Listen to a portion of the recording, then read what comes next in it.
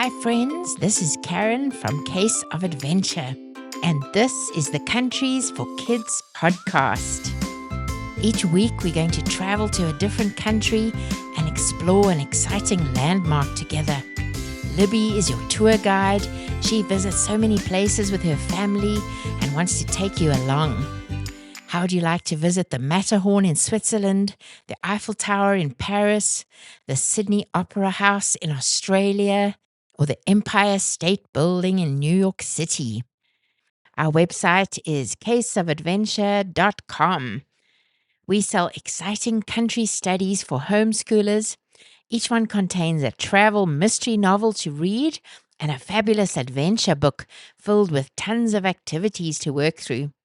On our website, you can find France Adventure. The novel is called Felons and Foie Gras in France. You'll join the Gray family as they investigate a theft at a famous art museum. They get to explore Paris, visit fancy restaurants, eat French cuisine, and solve a mystery, culminating in a showdown up the Eiffel Tower at night. It's their most exciting and dangerous adventure yet. Don't forget to download your fun activity page to go with each episode. You'll find that on caseofadventure.com/activities. Let's get started. I hope you have fun. Sit back and enjoy listening as we take you on an adventure.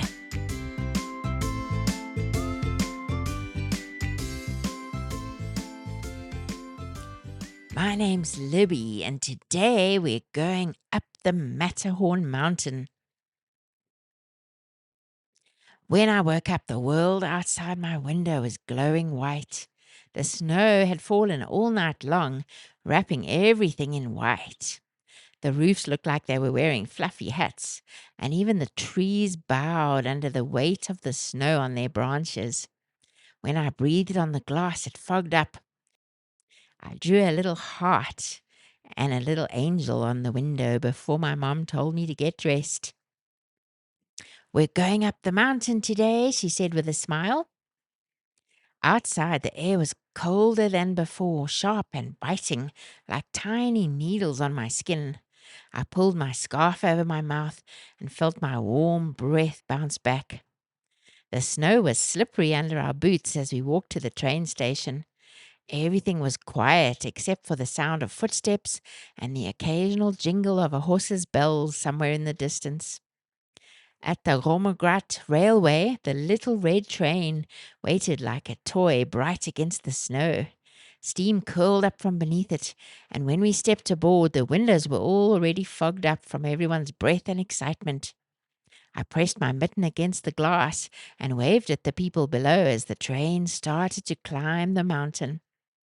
As we rose higher, the whole town of Zermatt got smaller and smaller, tucked into the valley.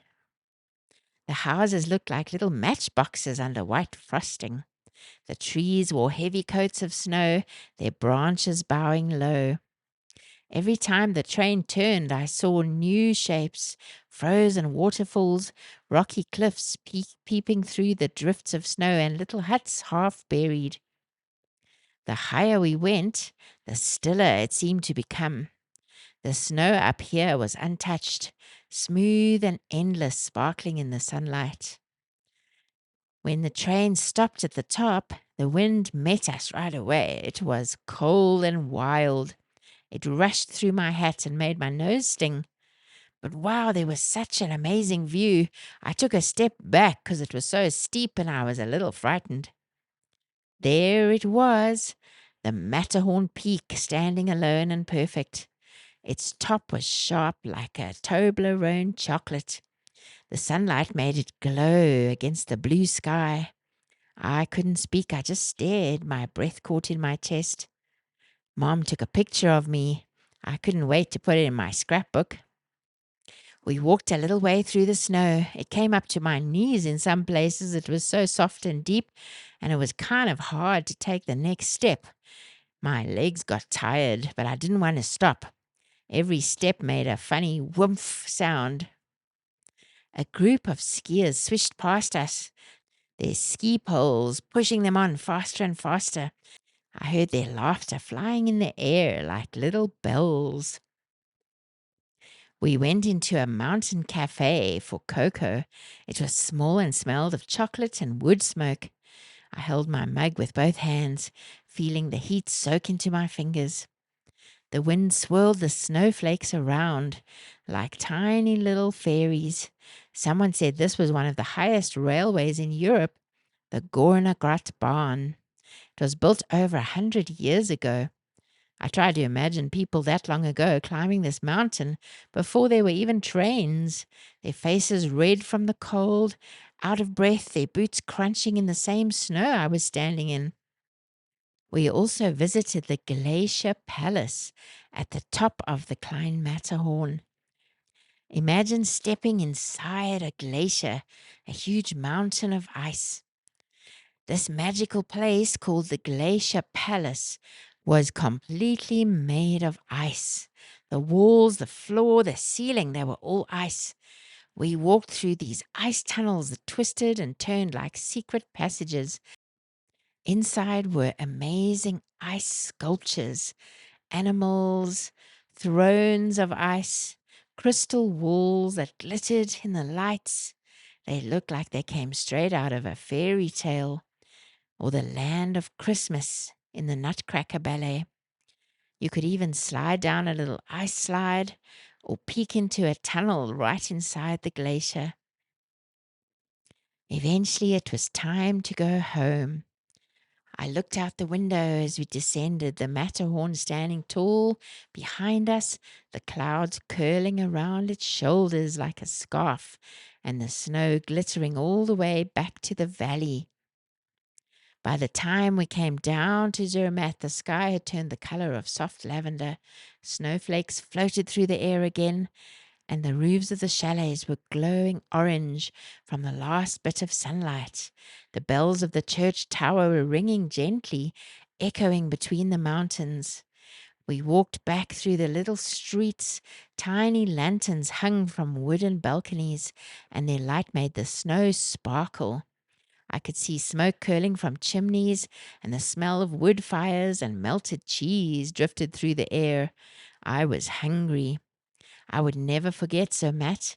It was magical, the kind that hides in a snow globe, and I knew I'd never forget it. That was Libby's special story about the Matterhorn. Here are some fun facts about the Matterhorn mountain in Zermatt. The mountain has a pointy top. It has a sharp pyramid-shaped peak, which looks like a giant chocolate chip sticking out of the Alps. In fact, it inspired Toblerone chocolate, the famous Toblerone chocolate bar, and its shape was inspired by the Matterhorn. If you look closely at the wrapper, you'll even see the mountain printed on it. It's super tall. The Matterhorn is 4,478 meters. That's over 14,000 feet tall, taller than 11 Eiffel Towers on top of each other. The mountain is half Swiss, half Italian because it sits right on the border between Switzerland and Italy. So one side is Swiss and the other is Italian.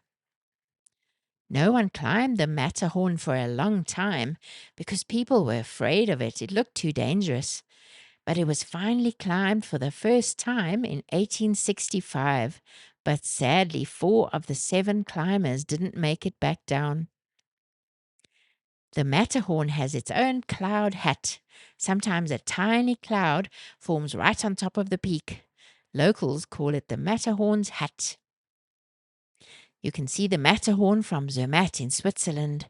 It looks amazing at sunrise when the tip turns pink and gold. The Matterhorn is one of the most photographed mountains in the world. Millions of people visit Zermatt every year just to take a photo of the Matterhorn in its perfect shape. I hope you get to visit the Matterhorn someday. Don't forget to download your activity page about the Matterhorn. You can go to caseofadventure.com/activities. Thanks for listening. I'll see you next time.